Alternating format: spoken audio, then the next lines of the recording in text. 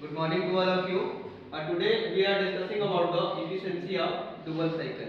Dual cycle के efficiency के derivation के बारे में हम थोड़ा सा जानकारी लेंगे कि ये डेरिवेशन कैसे होता है और एफिशिएंसी का फॉर्मूला कैसे ड्राइव होता है। तो सबसे पहले हम बात कर रहे हैं वर्क डन का। वर्क डन क्या होता है? तो work done is equal to होता है heat added minus heat rejected. In case of dual cycle तो दो केसेस में आपका हीट एडेड होता है, एक तो partially constant volume and partially constant pressure. तो देखिएगा यहाँ पर हम हीट एडेड की बात कर रहे हैं, तो क्या लिखा हुआ है mCv T3 minus T2 and mCp T4 minus T3। ये दोनों आपका हीट एडेड है।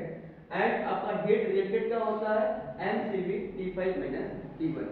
प्रीवियस आर्टिकल में आप लोगों ने पीवी एंड टीएस डायग्राम देखा था, उसके बारे में मैंने डिस्कशन किया हुआ था।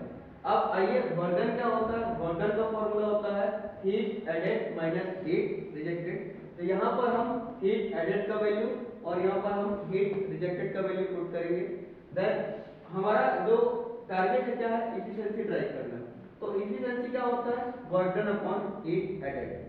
तो वर्क डन क्या लिखा हुआ था अपन ने mCv T3 minus T2 plus mCp T4 minus T3 minus mCv T5 minus T1 divided by mCv T3 minus T2 plus mCp T4 minus T3। ये हमने रख दिया।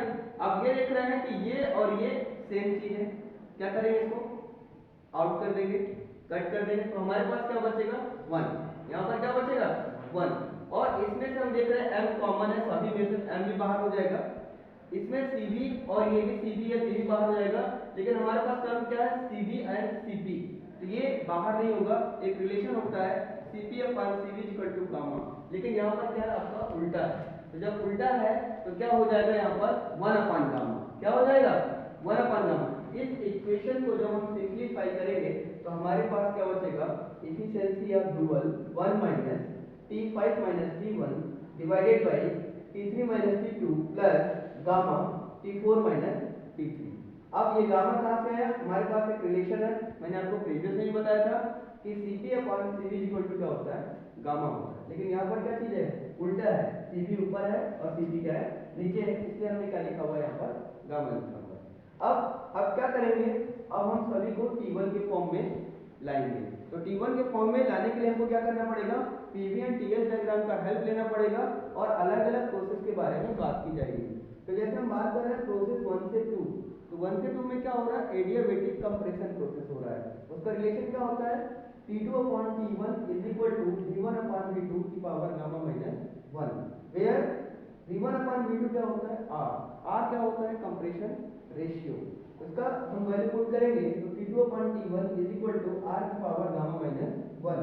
तो T2 इज इक्वल टू हो जाएगा T1 R की power gamma minus 1। एक relation हमको मिल गया जो T2 था किसके फॉर्म में आ गया T1 के फॉर्म में आ गया। उसके बाद हम प्रोसेस 2 से 3 की बात करेंगे। तो 2 से 3 में क्या हो रहा है कांस्टेंट वॉल्यूम हीट एडिशन हो रहा है। तो क्या होगा P3 upon P2 is equal to P3 upon P2, where P3 upon P2 is equal to alpha. Alpha का मतलब है यहाँ पर प्रेशर रेशियो से। तो 2 से 3 में क्या हो रहा है प्रेशर रेशियो, तो P3 upon T2 is equal to alpha. T3 equal to कितना हो जाएगा T2 डॉट अल्फा। यहाँ पर हम T2 का वैल्यू पुट कर देंगे तो हमारे पास जो T3 का रिलेशन है क्या आएगा T3 is equal to T1 dot R की power gamma minus 1 dot alpha. तो हमारे पास T2 मिल गया एंड T3 मिल गया। अब बचा हमारे पास T4 एंड T5। उसके लिए हम प्रोसेस 3 से 4 की बात करेंगे। जब 3 से 4 की बात करेंगे तो हमारे पास क्या आएगा कट ऑफ रेशियो का फॉर्मूला आएगा। कट ऑफ रेशियो की बात करेंगे तो क्या होगा T4 upon T3 is equal to V4 upon V3, where V4 upon V3 is equal to cut off ratio जिसको हम रो से डिनोट करते हैं। और क्या रिलेशन बनेगा हमारे पास T4 upon T3 is equal to rho. फिर हम क्या करेंगे T4 equal to T3 dot row.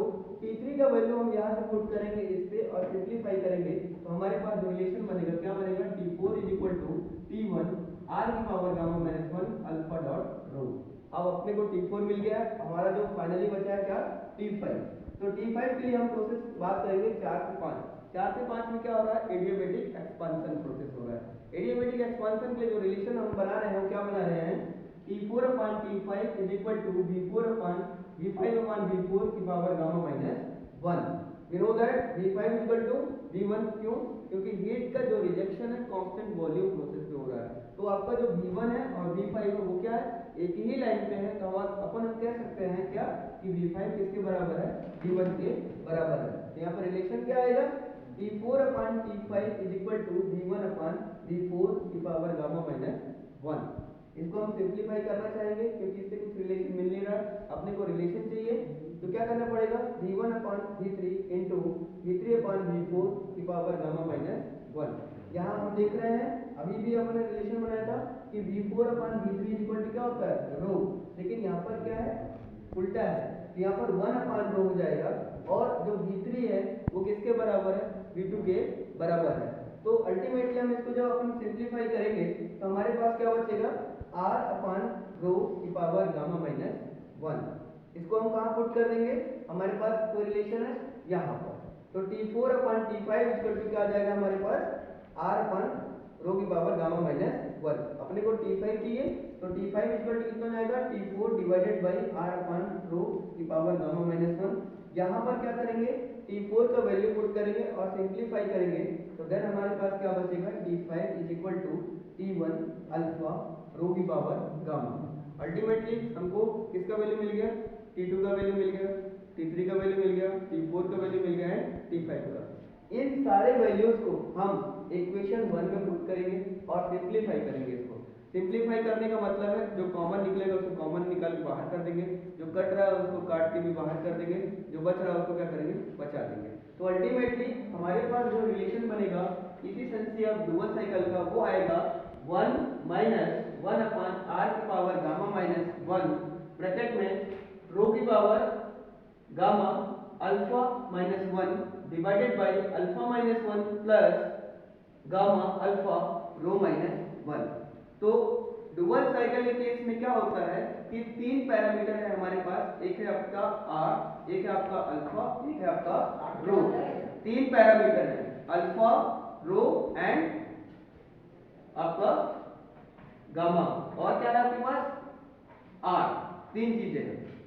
तो ये तीनों चीजें वेरिएबल है, अगर एफिशिएंसी को आपको बढ़ाना है, आपको घटाना है, तो ये तीनों चीजों पे ही अपने को फोकस करना पड़ेगा।